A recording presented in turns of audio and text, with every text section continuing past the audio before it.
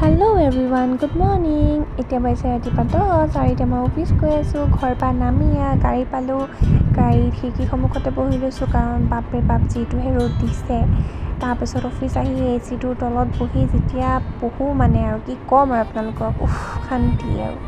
তাৰপিছত নিজৰ টেবুলখনত বহিলোঁ, বহি লৈ ক'ল্ড ড্ৰিংকছ, নিমকি, মিঠাই খালোঁ। আৰু কালিয়ে দি পঠাইছিলে ৰাখি বান্ধি, কালি বহুত মিঠাই ৰৈ গ'ল ঘৰত, অফিচলৈকে দি পঠালে। মিঠাই খালোঁ, পানী খালোঁ। তাৰপিছত নিজৰ কামখিনিতো কৰিবই লাগিব ন, এই কামখিনি কৰি আছোঁ আৰু। এই কামখিনি কৰা হ'ল, কৰি কিনে এতিয়া মই ঘৰত যাব সময়ো হৈছে, 6:30 বাজিছে। তো ধুনীয়াকৈ ওলালোঁ, ওলাই চালোঁ যে বাপৰে বাপ কি জাম। তাৰপিছত তথাপি গাড়ী পালোঁ বাৰু, গৈ আছোঁ। এতিয়া ফুচকা ল'লোঁ, ফুচকা খাব ইমান মন গৈছে, ফুচকাও খালোঁ। এতিয়া মামা ৰখি আছে, মামাৰ লগতে যাওঁ। ঠিক আছে, বাই বাই। আজি ইয়াতে